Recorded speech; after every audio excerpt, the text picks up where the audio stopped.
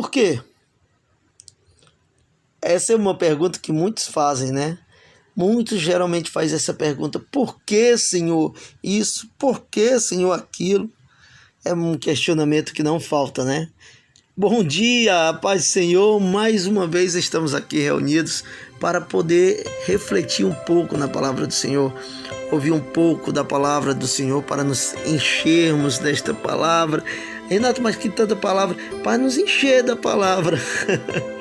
É verdade, é a palavra do Senhor que nos transforma, que nos dá força, que ela nos fortalece a cada dia. Se não fosse a palavra de Deus, o que seria de nós, não é verdade?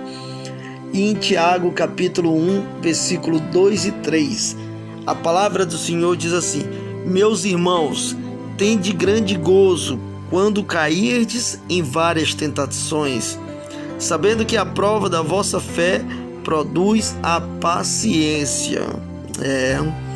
É a palavra que está dizendo para que nós venhamos ter grande alegria quando vier várias tentações, sabendo que essa é a prova da vossa fé que produz o quê? A paciência. É ela que nos dá força. E não está fazendo um questionamento: por que, Senhor? Por que isso? Por que aquilo outro? Está questionando com o Senhor. Será se usamos essa pergunta pelas coisas boas que acontecem conosco? Você tem usado esta palavra: por que, Senhor, comigo? Por que, Senhor, que eu ganhei a promoção no meu emprego? Por que, Senhor, eu consegui isso? Por que eu consegui aquilo? Não, só pelas coisas negativas, não é verdade? Que geralmente nós usamos. É verdade, se nós bem pensarmos, só usamos quando é para questionar: por que, Senhor, que aconteceu isso? Os discípulos passaram por grandes lutas, mas perseveraram até o fim, independente das circunstâncias. Eles não desistiram. As provações geram amadurecimento. Sim, as provações elas geram amadurecimento sobre as nossas vidas. É fácil? Não é fácil. É bom? Não é bom. A realidade não é bom, não. Passar por lutas, ela é bom, mas na realidade ela faz parte do nosso crescimento espiritual, para o nosso amadurecimento, para que nós venhamos realmente andar convicto segundo a vontade de Deus, sendo amadurecido a nossa mente com um compromisso sério com a obra do Senhor. Quem lembra da história de Paulo e Silas na prisão, né? Eles mesmos trabalhando na obra, curaram, libertaram uma jovem que estava cheio de demônios sobre a vida dela. E quando eles fizeram isso, essa bondade sobre a vida dela, eles ganharam o quê? Acho que ele ganhou flores, co-cidadão do céu, algo parecido. Não, eles ganharam muitos açoites e ainda foram presos. A alegria dos discípulos por sofrerem afrontas por causa do Evangelho, está lá em Atos, capítulo 5, versículo 40 e 42. Por mais dura que sejam as lutas, elas servem para nos fortalecer na fé. É sim, para te fortalecer, para me fortalecer na fé.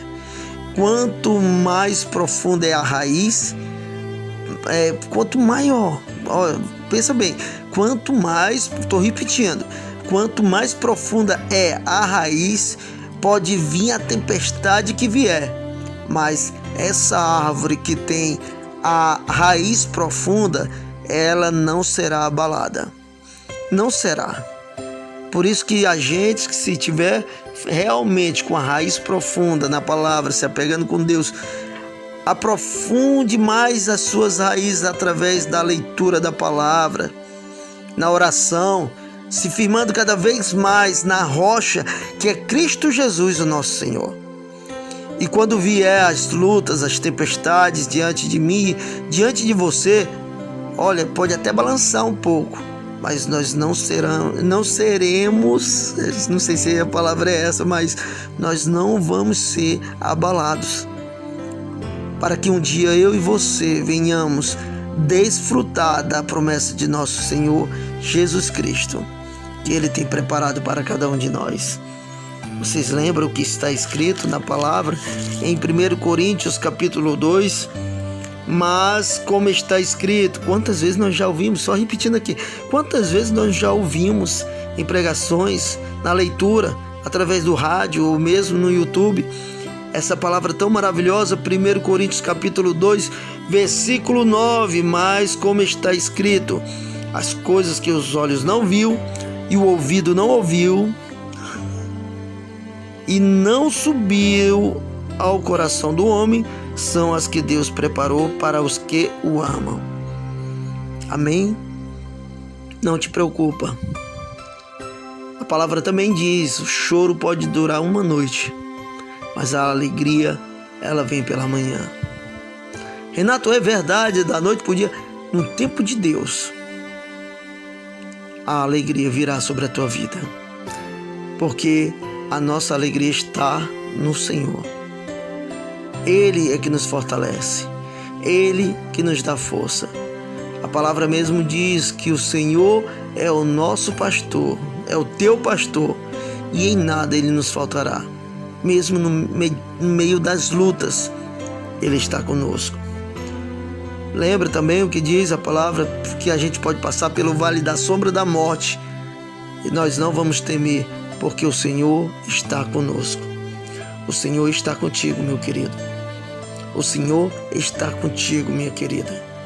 Ah, mas Renato, e se acontecer de nós sermos torturados e ser levados até a morte? Aí nós vamos lembrar, guardar no nosso coração 1 Coríntios 2, 9. Porque está escrito, as coisas que os olhos não viu e que o ouvido não ouviu e não subiram o coração do homem, são as que Deus preparou para os que o amam. Você ama o Senhor?